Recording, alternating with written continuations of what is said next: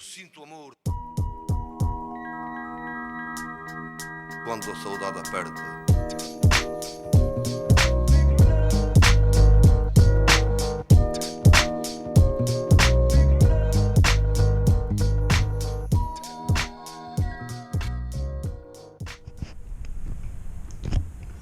Hello friends of the channel.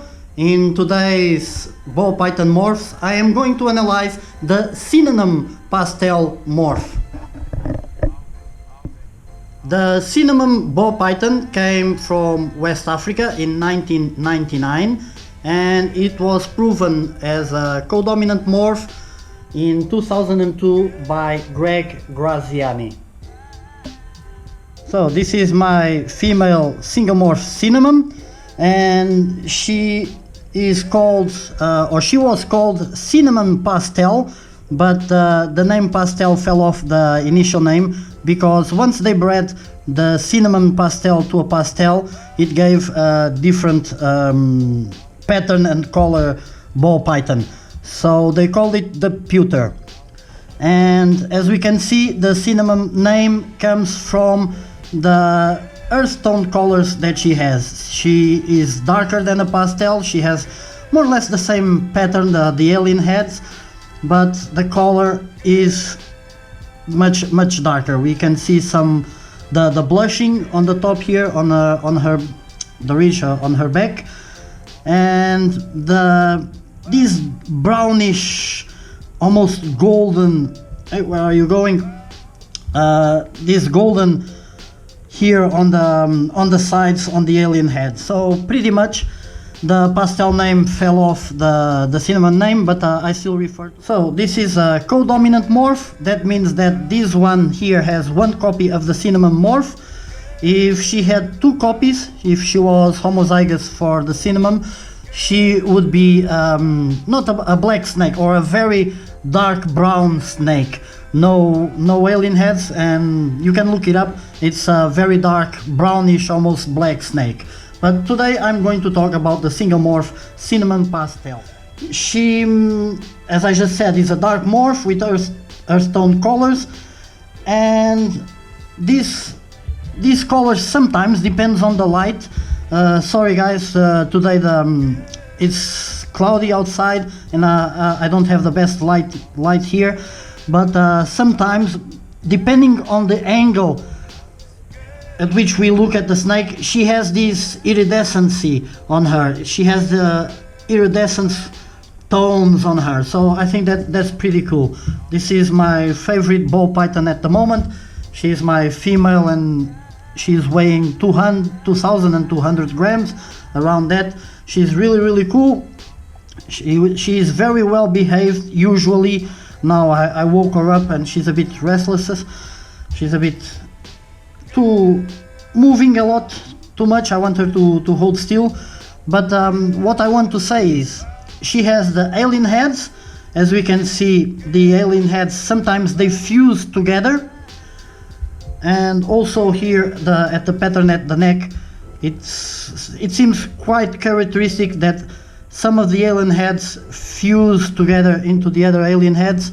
We have these on both sides, and I believe this is characteristic of the Cinnamon morph. Correct me guys if I'm wrong. But what else do I observe? The keyholes are pretty big. She has fairly dark and keyholes on the alien heads. There is a slight dark line around the alien heads, characteristic of many other morphs, and she has some whitish tones on this line inside the alien head. So from my research of other cinnamons that I have seen in other people's videos and World of Ball Pythons, they seem to pretty much share this same characteristic. The white line on the inside, the keyhole, and this cinnamon color, this bronze, no, almost goldish, but bronze. Mine is a bit dirty on the inside of the alien head.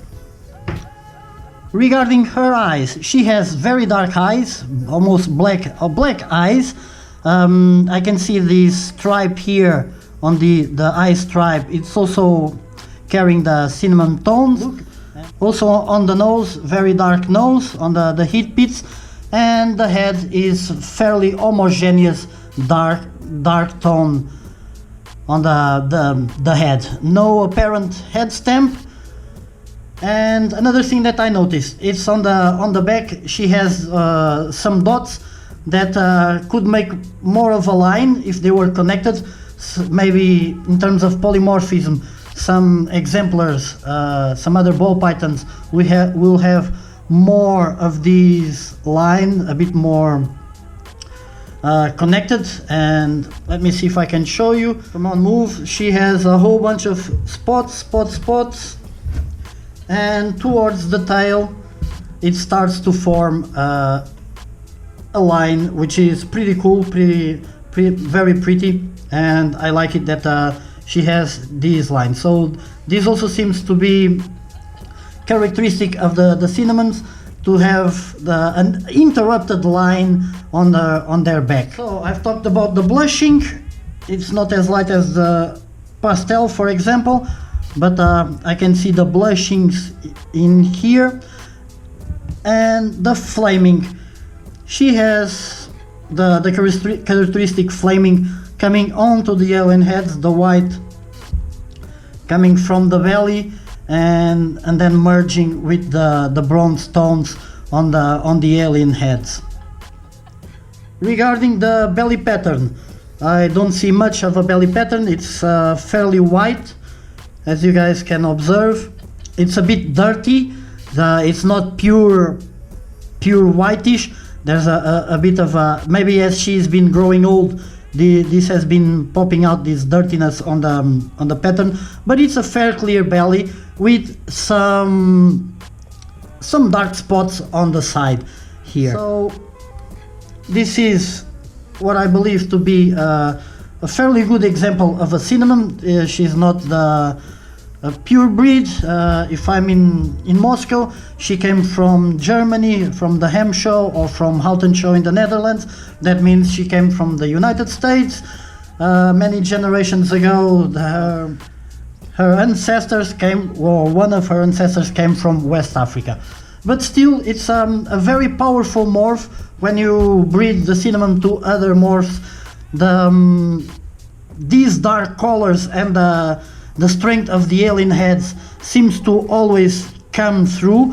It's very dominant. It's a codom morph, but what I mean is that the influence of this morph is almost dominant over the other ones. In combos, you always spot the cinnamon morph fairly easy, even if you are a beginner in the ball python hobby. As I have mentioned, she is currently my favorite ball python, not due to her genetic potential, but due to her behavior. She's been growing very well. She did not breed for me this season. This last breeding season, I think it was too early, or something was off, the temperatures. There was some parameter that was not quite right, but I hope that I have corrected it for this next breeding season. I like very much how she behaves. She's very aware of her surroundings, very confident when I pull her out, and it has happened to me that I fell asleep with her on my belly and woke up 2 hours later, and she was still there without moving. So I didn't lose her. She's very well behaved. So that's a wrap for today, guys. I hope you enjoyed this series of ball python morphs. Catch you later.